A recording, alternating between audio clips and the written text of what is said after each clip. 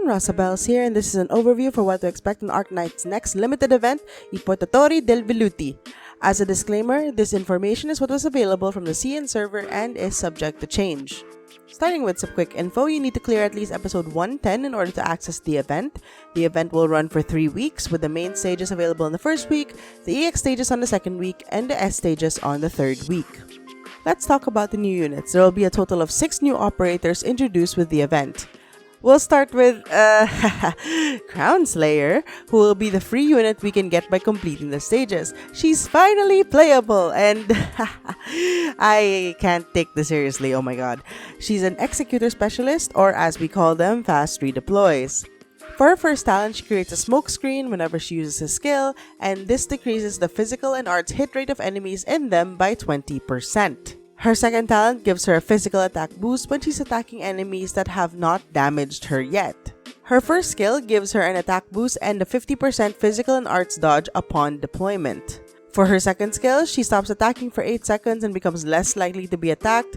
Her talent 1 hit rate reduction increases, and when the skill ends, she deals up to 500% physical damage to the ground units in her range. Her third skill expands the range of her talent 1 to a diamond, and she vanishes. Every 2 seconds, she will deal up to 250% attack to an enemy within the range twice and stun them for 4 seconds. Although, the same enemy cannot be stunned for 6 seconds after, so there's no stun locking here. Not gonna lie, I was hyped for her until actual gameplay footage came out, and man, the bullying of Crown Slayer continues. Anyway, the other 3 units are going to be in the We Mischievous View limited banner. Starting with the new 5-star unit, we have Figurino, a merchant specialist, meaning he needs to be paid 3 DP per 3 seconds on the field, but he has reduced redeployment time. His talent gives him a damage boost when attacking enemies that are not blocked by him. His first skill is an unlimited duration skill that increases his attack range and his attack. For his second skill, he stops attacking and binds up to 4 nearby enemies and deals up to 160% attack as damage per second to the bound enemies.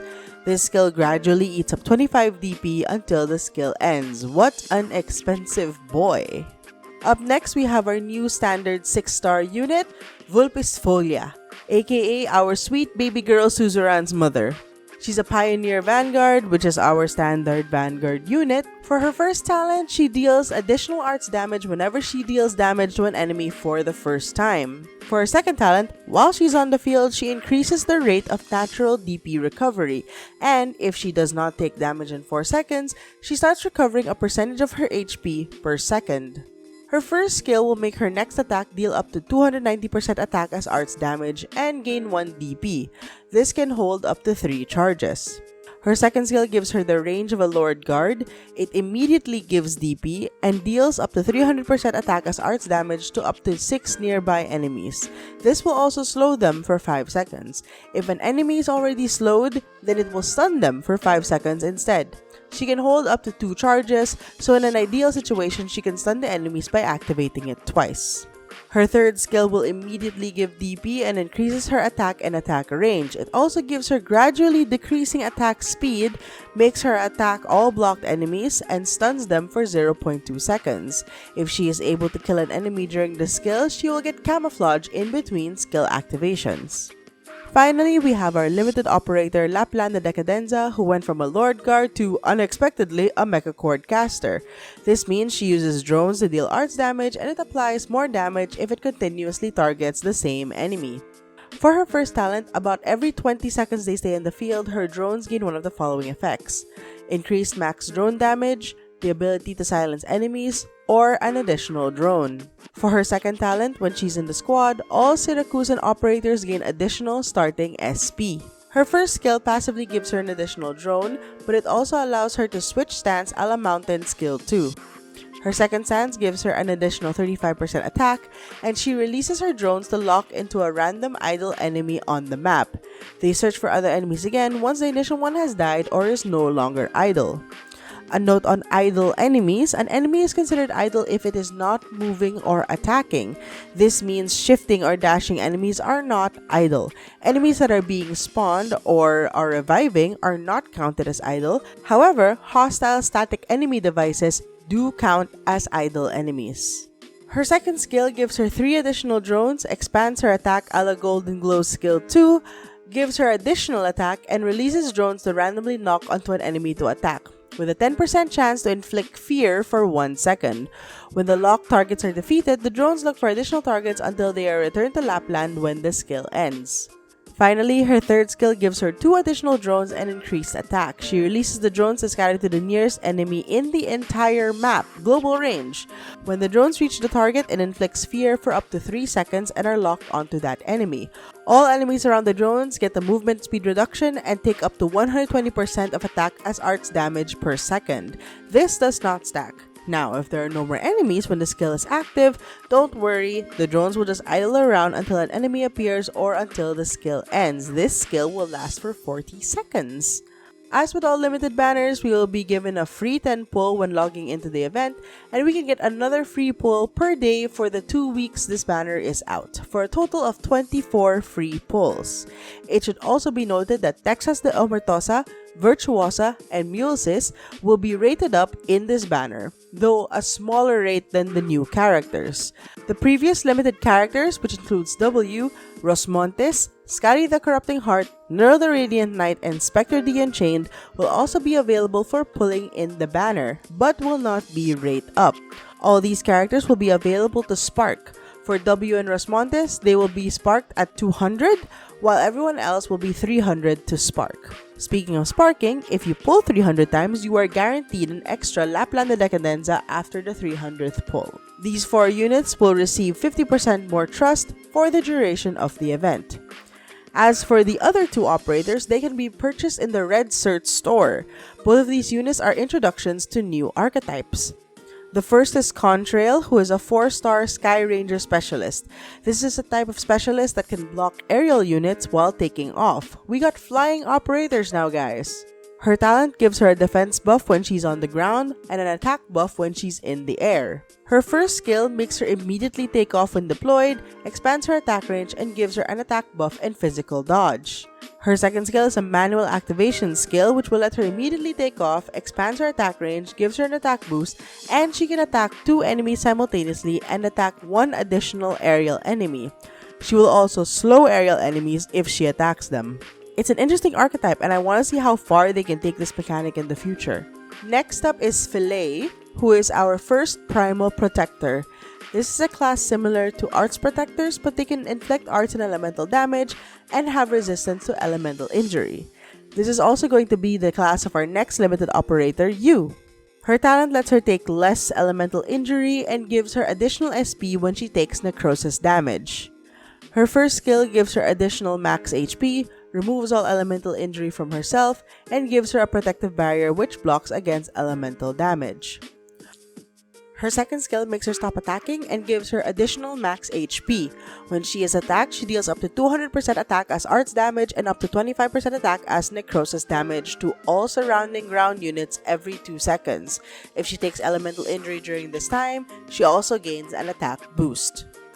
These 2 will be permanently added to the Red Search shop once the game is updated. As for the stage mechanics, this event will introduce the Fireworks Launcher. We are at a festival after all. The Fireworks Launcher at first is a static, invulnerable device. It spawns with a fuse flame, which will move down a visible path towards a certain destination. Now, the fuse flame is considered an invulnerable, insignificant enemy. It cannot be attacked, moved, blocked, shifted, etc. by your units. In lieu of an HP bar, it has a 10 out of 10 SP bar instead. When an enemy other than the event boss comes into contact with the fuse flame, it loses SP based on the enemy's weight. The flame will be extinguished once it reaches 0 SP. Once it is extinguished, it stops moving towards the goal and will recover 1 SP per 4 seconds. Once it reaches full SP, then it will continue moving again. When the fuse flame reaches its destination, it disappears and we will enter Carnival Time! During Carnival Time, the following happens. All units within the Firework Launcher's range periodically takes arts damage. Friendly units within a 1.5 radius from the launcher have their attacks increased by 50% and will survive lethal damage until Carnival Time ends. Then they will be instantly defeated. Enemies will inflict burn damage equal to 50% attack before dealing damage and will move towards the launcher. And the launcher itself will become vulnerable and is able to block enemies. It will also lose 150 HP per second. When the fireworks launcher is destroyed, the carnival time will end and both it and the fuse flame will reappear after 2 seconds. Now on to the rewards. You can get up to 41 OP from completing the stages, and the farmable items are manganese ore, RMA 7012s, and compound cutting fluid. We'll also be getting our usual event currency to purchase items from the event shop. Some notable items in the event shop include Crown Slayer tokens, headhunting permits, furniture, and for those who missed it in the old CC, Erato as well as her potentials, and Perfume Species Planetarium skin. As always, for the new players, I suggest you prioritize getting the Crown Slayer potentials and the furniture because when the rerun of this event comes around next year, you can get distinctions and purple certificates. For other event updates, we will be having the Fan Appreciation Login event where we can get resources, materials, 400 Orundum, and a skin for Susuro. We'll also be having the Carnival Good Luck Wall where we can get from 200 to 800 Orundum daily for 2 weeks. The stubs for this does not stack, so make sure you use it daily. If you haven't been able to get the Celebration home screen yet, you can get it by logging into the event. A record of your headhunting pulls will now be added so you can go back and see the pulls you made in case you forget to screenshot it, which has happened to me many times. And Mountain, Kafka, and Pinecone will now be added to recruitment, and recruitment will reset for the event, so don't forget to finish all your recruitment before the update.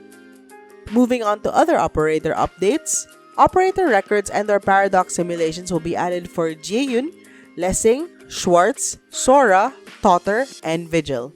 Operator modules will be added for Ritualist supporters. This new trait increases the elemental injury inflicted on elite and leader enemies by 18%, letting them do elemental damage bursts more often for the tougher enemies. Leveling up the module will also improve the talents of the operators. For example, for Virtuosa, at level 3, the module will improve her second talent and inflict up to 33% more necrosis damage, and additionally adds a 5% elemental fragility to those under necrosis damage burst. The new units in this event will also come with their class modules as well. Crown Slayer's class module lets her refund a large portion of her DP cost when retreated. At level 3, it will decrease the hit rate of enemies in her smokescreen to a higher percentage. Vulpes Folia gets the Pioneer class module that increases her attack and defense when blocking. Sad it's not the DP reduction one. At level 3, it increases the arts damage done when she first hits an enemy unit. LAPPLAND Decadenza's class module will increase the base damage and the subsequent increase of that damage when attacking the same unit. Leveling up to level 3 will also give Syracusan operators additional attack speed when activating their skills for the first time. In addition, Lessing will be getting his Y module. This is a module that will give him a revive the first time he is defeated, but with less max HP and more attack speed. At level 3, he takes even less damage from non-blocked enemies, and he will ignore 12% of the defense of the unit that he is blocking. Finally, 2 more units will be getting their specialized module or their IS specific module. Rosmontes' IS module will let her deal an additional 100% of attack as arts damage, because why not? It's only an IS. At level 3, she will buff caster operators, and she will also gain the same bonuses as caster operators from the collectibles.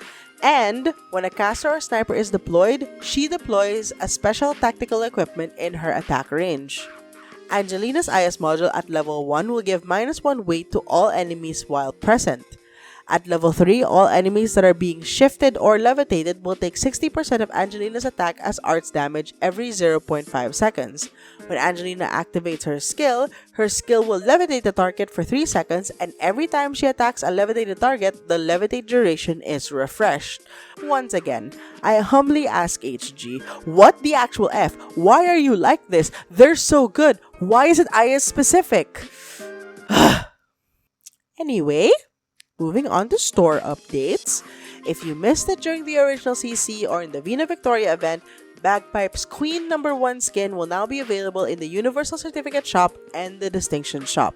We're going to have 4 new skins alongside this event. This includes a special live 2D skin for Executor the Ex-Fooder and Virtuosa, as well as a live 2D skin for Texas the Omertosa, and a skin for Warmy. There will be only 2 skins for rerun this time around, and they're both special live 2D skins. One for Skadi the Corrupting Heart and Mulsis. For those with spendable money, there will be a lot of packs for purchase, which includes OP, skill training tickets, pulls, a random, training invitation letters, module blocks, and there will also be a Kernel 6-star selector and a standard 6-star selector, which lets you pick a 6-star until Ascalon. And that's it for this update. I am planning to stream the event open, and I've been doing well on streaming, but again, I'll announce it on my community page if ever I'm in too much pain to stream. I'll have 270 pulls ready around that time, and hopefully I don't have to use that much to get both laptop and SuzuMama. Hope you guys can join me then and witness this. That's it from me. I'll see you guys next time. Bye!